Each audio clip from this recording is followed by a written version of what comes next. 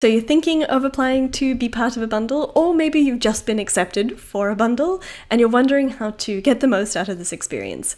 In this episode, we're going to dive into exactly that, how to make sure you're getting the most out of these events and really setting yourself up for more than just the experience of the event itself. So hi, I'm Michelle Ponvert. If we haven't met before, I'm a life first business strategist, and over the past 2-ish years, I've participated in well over 50 bundle summits and collaborative events. So I've figured out a few things of how to pick the right events, how to make sure I'm getting the most out of them, and really make the most out of these visibility opportunities. So I thought it would be interesting and helpful to share some of those learnings with you here. So first up, step number 1. Be choosy about the kinds of events you're participating in. So I really don't want you to just apply to any bundles that show up within your niche. What we want to do is make sure that you're showing up in events that are a really natural fit for the kind of audience you're trying to grow and the type of people you're trying to attract.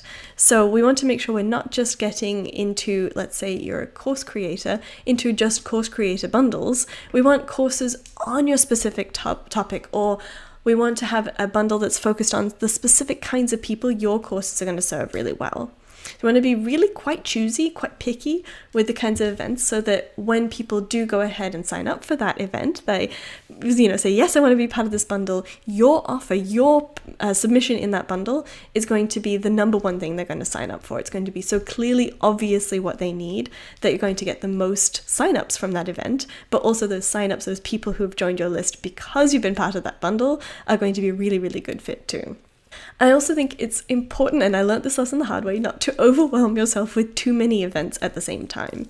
It's hard to show up as a really good participant, as a really good, engaged member of this experience if you've spread yourself too thin. It's also really hard to promote lots of different events all at the same time. So it can really help you being a bit pickier and going deeper and putting more effort into 1 or 2 really good fit events each month, each week, however you're going to space them out. My other big lesson I want to teach you, and the other big thing I think that really helps you get the most out of being in a bundle is being a good guest.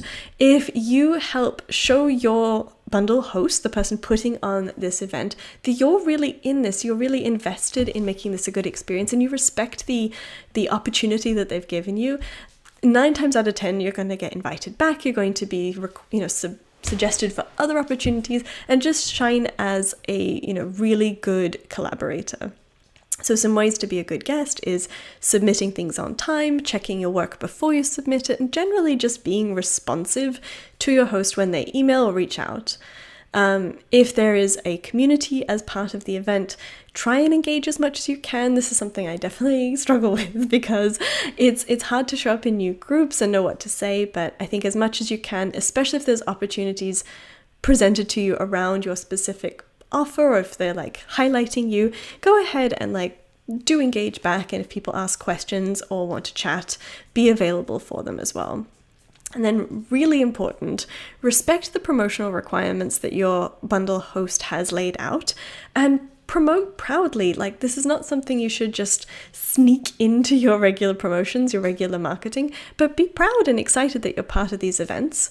I will say, if you're really excited about an event, it seems like a really great fit, and you just can't make the promotional requirements work if they're asking for way more emails or social media posts than you can manage in your marketing calendar.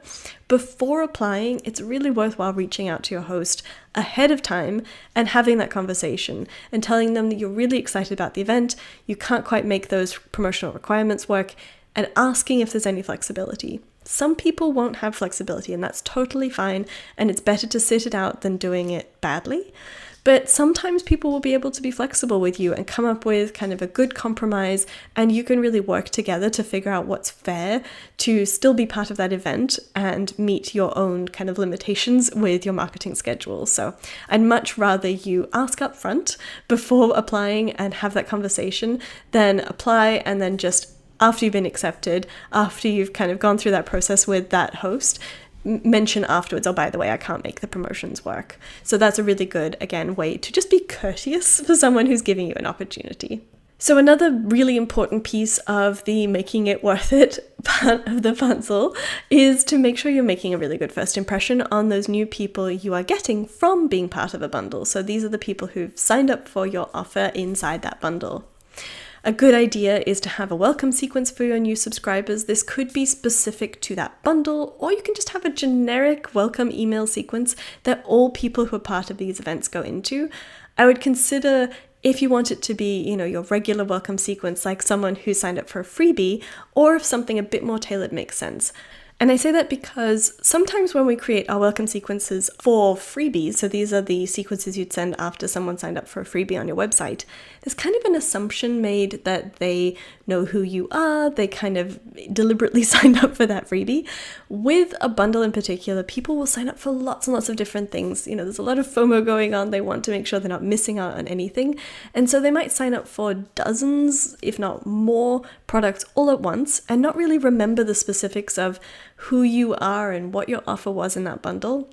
So sometimes having a specific welcome sequence saying, hi, I'm me, you got this product from this bundle can really help.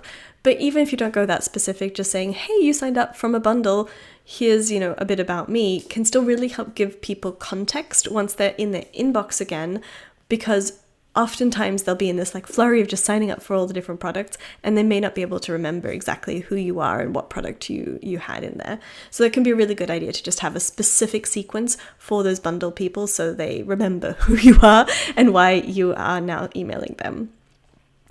It can be a nice idea to add in a bump offer or a tripwire or an upsell offer on your free offer that you've added into a bundle. This is obviously a nice way to add a little bit of extra income, but can also be a nice way to kind of round out what these people who are signing up through the bundle know about you, think about you, and it's a nice way, once they've paid you specifically a little bit, to get them a bit more invested in learning more about you and your business after they've sort of got through the bundle sign-up chaos.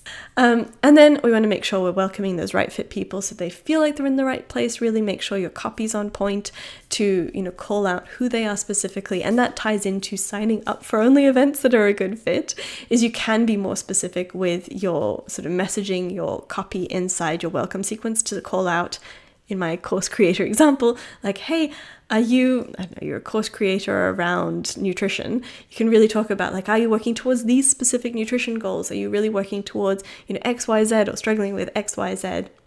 It makes them feel a lot more seen and much more likely to hang around if that's really, really tightly focused on what they want. So if you're curious to learn more, I actually have a workshop coming up this month inside the Life First Business Club where I'm diving way deeper into how to become a better event participant and maximize those visibility opportunities. We're going to dive into all the logistics of being part of an event, but also help you really position yourself as a great participant as well. So if you'd like to learn more about that workshop and the overall Life First Business Club in general, hop over to my website, michelleponfert.com/club. Each month we have one actionable workshop and I give you lots of incentive to actually do the doing and try out whatever we're talking about that month with really fun completion incentives you can unlock. So go ahead and check that out and see if being part of events is going to be, really something. Check that out and see if going, deeper into how you're participating. Go ahead and check that out. And if you have any questions or if you want to chat before you join the club, go ahead and reach out to me at michelleponfert.com and I will be happy to answer any questions and make sure it's a right fit for you.